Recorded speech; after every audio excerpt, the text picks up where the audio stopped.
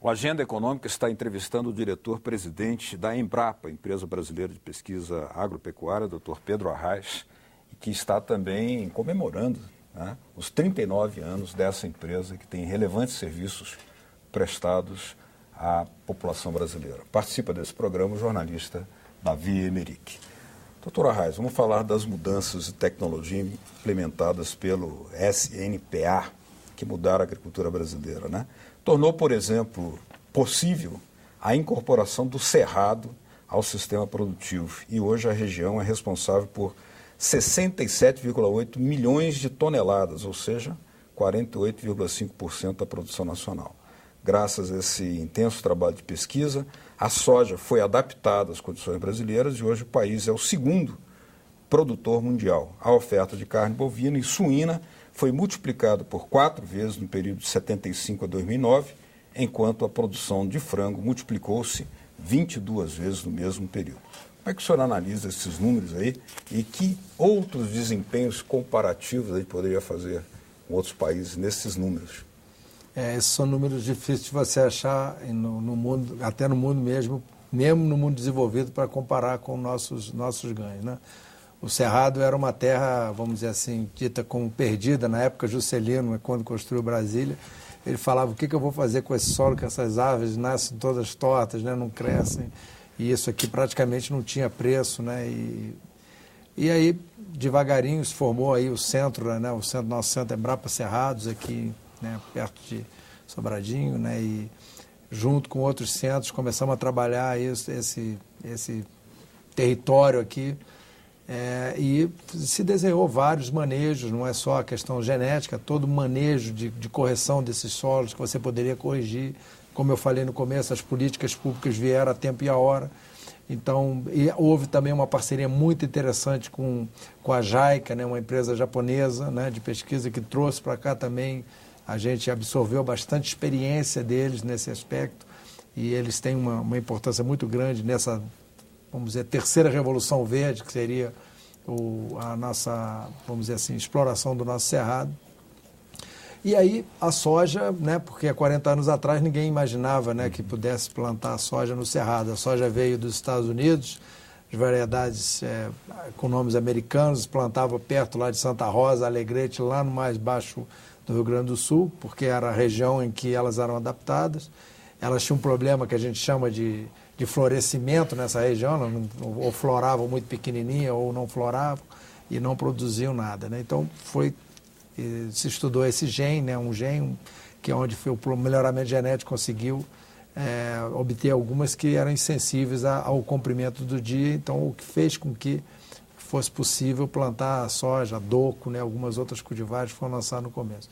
E a soja, né, abriu o cerrado, na verdade, abriu o cerrado é até não muito correto de dizer. Quem abriu o cerrado aqui foi basicamente o arroz de terras altas, que era plantado aqui nessa região no começo, porque... Chama de arroz de sequeiro, né? Arroz de sequeiro, porque exigia menos insumos, né, e era mais adaptado a essa acidez do solo que se tinha aqui. Então, uma série de estudos foram feitos, né, na química do solo, uma série o solo aqui retinha o fósforo, então tudo isso foi solucionado com a adição de calcário, com a adubação correta, com o manejo, com o plantio direto que veio depois aqui. E hoje, então, a gente teve essa fantástica revolução.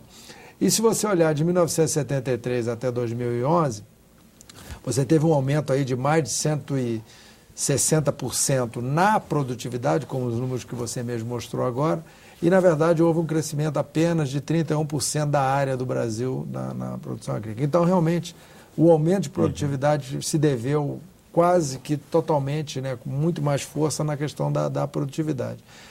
Hoje, agora, mais recentemente, a questão inclusive se fala muito, né, da ineficiência do nosso rebanho bovino, né, da nossa... E não é verdade, né? Nós estamos aumentando muito a capacidade de suporte das pastagens. Essa é uma grande área de futuro. A gente renovar essas pastagens todas que estão degradadas sem precisar tirar floresta nenhuma, aumentando, vamos dizer assim, a capacidade de suporte dessas pastagens com a integração lavoura-pecuária-floresta e outras técnicas que nós temos. E você pode liberar, né, mais áreas para outros usos, como floresta plantada, que também vai ser uma demanda cada vez maior que nós temos. Então, eu acho que houve uma série de fatores que fizeram com que, e esses fatores ainda continuam acontecendo, porque ainda há espaço ainda para um ganho muito, muito grande. Então, eu acho que é importante colocar para o público em geral é o seguinte, quer dizer, o objetivo nosso hoje é intensificar a produtividade, a produção por área, por unidade diária, né? Usar com mais sustentabilidade e mais eficiente aquelas áreas que efetivamente estão abertas.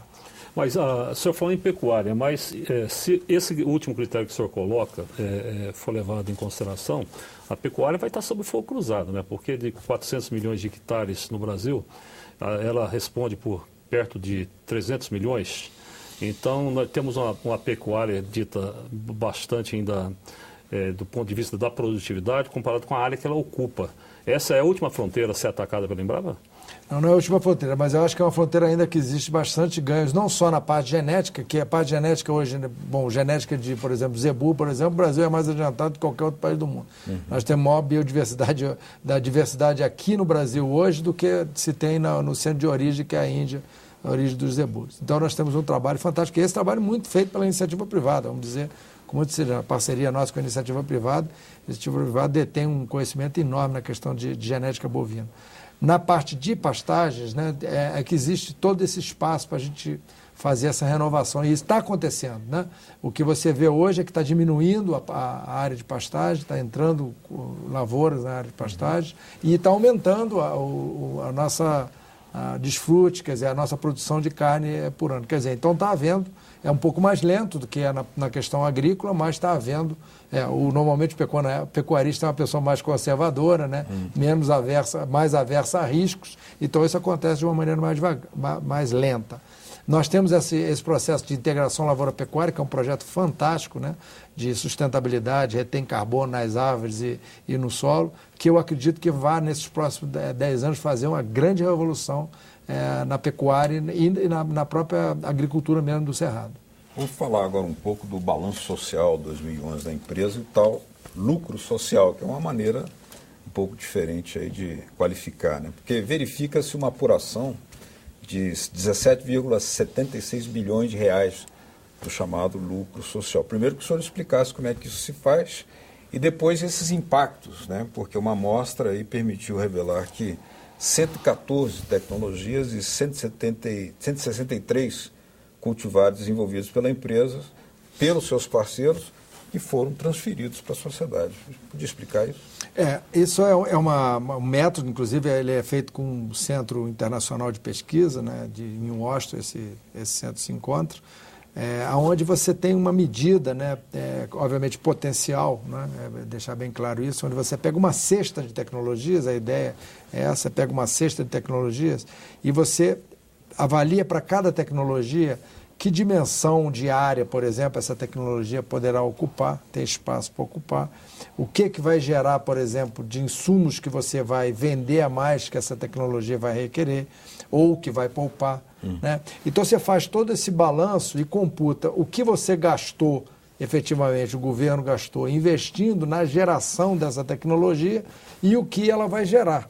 Né? Então você divide basicamente o que gastou pelo que vai gerar, então você tem o que e o que vai gerar não é só a questão financeira, aí a gente coloca a questão de empregos, né, de melhora de qualidade de vida, de uma série de outros parâmetros, né, que não são fáceis de ser medidos, mas dá uma ideia para a gente do que o dinheiro que está sendo investido na Embrapa e o que isso aí está gerando em termos potenciais, pelo menos, de benefício para a sociedade. Então, é amplamente favorável, né, o que a sociedade está colocando e o que a Embrapa está conseguindo responder. Né? Eu acho que isso é muito importante, e principalmente nesse momento em que a gente tem essa nova lei aí de transparência, né? A Embrapa já entrou nela, e a Embrapa é uma empresa completamente transparente.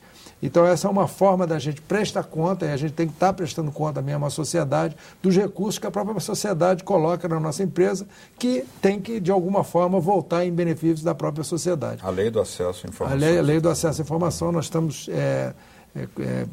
praticamente já inseridos nela, né? Nós precisamos só nos organizar um pouquinho mais, porque a Embrapa já é uma empresa transparente. Tem um número interessante, o lucro social, que é uma exigência praticamente hoje do mundo moderno, tanto empresa privada, mas principalmente empresa pública. Porque a Embrapa, em princípio, trabalha com a adoção de produtividade e tecnologia que, em princípio, levaria ao desemprego. Quer dizer, a tese levaria ao desemprego. Mas no balanço social, lucro social que a empresa faz, quer dizer, esse modelo aponta para uma geração de 75.326 novos empregos. Então, a adoção de tecnologia não está implicando necessariamente desemprego no campo. Não necessariamente, não. E outra coisa, aí é que está, a Embrapa, ela nasceu trabalhando dentro da porteira, né? Hoje a Embrapa trabalha fora da porteira, ela trabalha em toda a cadeia produtiva, né? Ela trabalha em todo o espectro.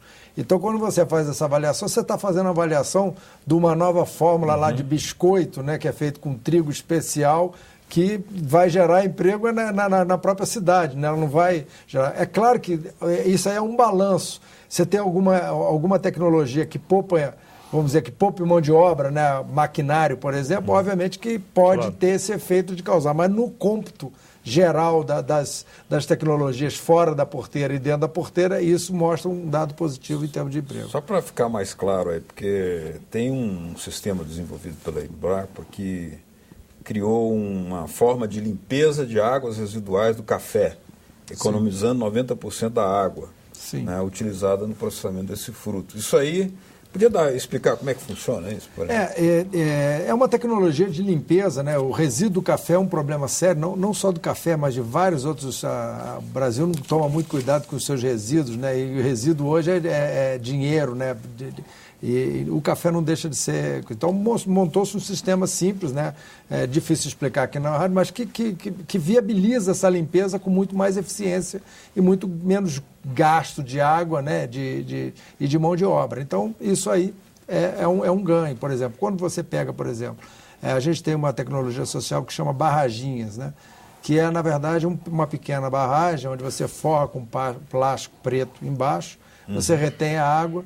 E esse pequeno produtor, ele pode plantar uma horta, plantar uma mandioca com aquela irrigação ali, além de criar peixe. Eu já vi várias delas. Nós temos algumas milhares de barraginhas já dessas espalhadas pelo Brasil. Então, isso aí tem um lucro, é medido um lucro social diferente daquele lucro, né, per si, né, que entra nesse cômputo aí. Quer dizer, que lucro tem isso aí? A pessoa está ali, né, plantando a sua horta, colhendo sua mandioca, quer dizer, ela está tendo uma vida melhor, de melhor qualidade, com os alimentos que ela tem, deixa de comprar lá. Então, tudo isso, de alguma forma, é computado, né? E aí se avalia o número impactante, por exemplo, no caso das barraginhas, e ver que tipo de impacto se tem no emprego e na renda das pessoas. Ou seja, a ideia sempre é olhar o mercado, tem de dar lucro, porque senão a pessoa não entra, mas não se pode esquecer o homem, né? O ser humano que está lá. Presidente, nós estamos aí às vésperas aí da Rio+20, que vai ser exatamente uma área que a Embrapa está toda dentro, que é o desenvolvimento e a ideia da sustentabilidade. O que a empresa pensa em mostrar na Rio+20 esse ano lá? O que vocês estão preparando para levar para lá? Eu acho que a Rio+20, né, a gente tem que mostrar uma coisa muito simples. O que foi a trajetória. A gente tem orgulho de olhar para trás, né? Passado os 39 anos da Embrapa, e a gente tem orgulho de olhar para trás para a trajetória da agricultura brasileira. Nós damos exemplo de sustentabilidade para o mundo. Tem alguns problemas? É claro que tem, mas muito menos do que a gente vê aí fora. Então, a gente tem lá alguma coisa em relação à trajetória da agricultura, né? Tem um site onde você pode olhar uma série de tecnologias que são colocadas de forma que o público urbano, porque essa é uma feira urbana, né? Essa é um evento urbano, né? E onde mostrando a importância da agricultura, a importância dos alimentos que as pessoas compram, às vezes sem dar o valor que tem que dar num supermercado, mostrando o que interfere a pesquisa em cada uma da maçã, do pêssego, do feijão que a pessoa está consumindo. Então a Embrapa vai fazer. E a gente está participando de vários eventos. A Embrapa não vai ter um stand especial dela, porque é uma feira do governo brasileiro, mas nós vamos participar de vários eventos com centros internacionais de pesquisa, com entidades de classe aqui do Brasil. Vamos participar, juntamente, obviamente, com o Ministério da Agricultura, mostrando a trajetória maravilhosa e fantástica da nossa agricultura. Isso mostrando o passado. E mostrando para frente o que nós podemos ser no mundo, de âncora verde, o país que tem todas as condições de ter a agricultura mais verde do planeta, com total preservação do meio ambiente e produzindo alimentos, sendo o celeiro do mundo, que é o que nós temos que ser. O papel do advogado do diabo. E se alguém chega lá, acusar o senhor plenamente na Rio Mais Índio, que a Embrapa se transformou numa instituição que está destruindo o Cerrado brasileiro? Como que o senhor agiria frente a uma denúncia dessa?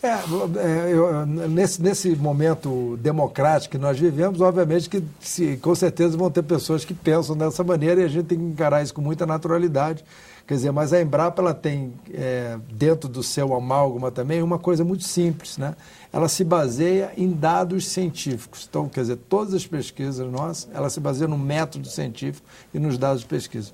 E o presidente da Embrapa nunca pode achar nada, ele tem que ser baseado nos dados que são gerados cientificamente dentro da empresa. Então, eu posso contestar qualquer afirmação dessa com os dados que nós dispomos. E se nós não dispomos, eu vou falar, isso é um bom projeto de pesquisa para o futuro, para dar subsídio científico, para a gente continuar evoluindo. Antes da gente mudar de assunto no próximo bloco, gostaria que o senhor nos dissesse rapidamente como é que o senhor entra no debate da economia verde. Onde é que tem retórica demais, onde é que há realismo mesmo e código florestal, né?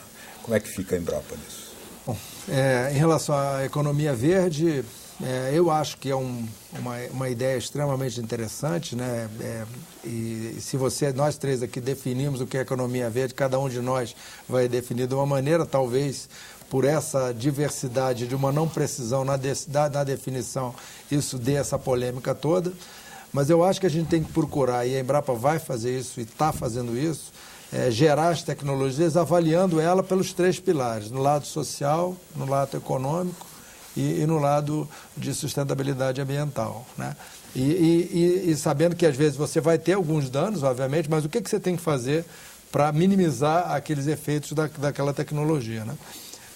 Que a gente tem que, às vezes as pessoas esquecem, né, que as pessoas têm que comer, né, elas têm que ter alimento.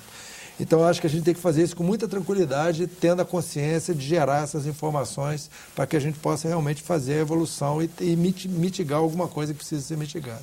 Esse é o primeiro ponto. Em relação ao Código Florestal, nós, né, mesmo antes de eu entrar na presidência, a Embrapa vem contribuindo com uma série de informações, de subsídios técnicos para que o Código Florestal possa ser balizado o mais possível, né, o máximo possível com subsídios técnicos.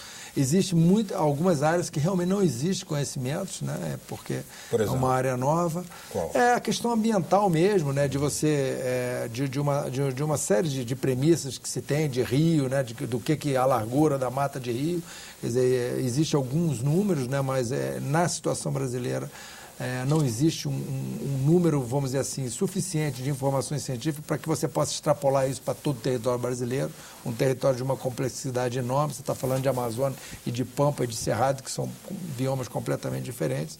Então, obviamente, que algumas coisas vão ter que ser habitadas. E existe todo um componente político que existe em qualquer lei polêmica, né? Então, esse componente político, a Embrapa não entra. Para isso existe essa casa aqui, o Congresso Nacional, que é onde, né, realmente esse componente político tem que ser discutido. O que nós fazemos é dar o subsídio para o Poder Executivo técnico, para que o Poder Executivo possa balizar o máximo possível na questão científica o Código Florestal. No próximo bloco, a Embrapa Agroenergia e o papel internacional dessa empresa brasileira. Continue com a gente.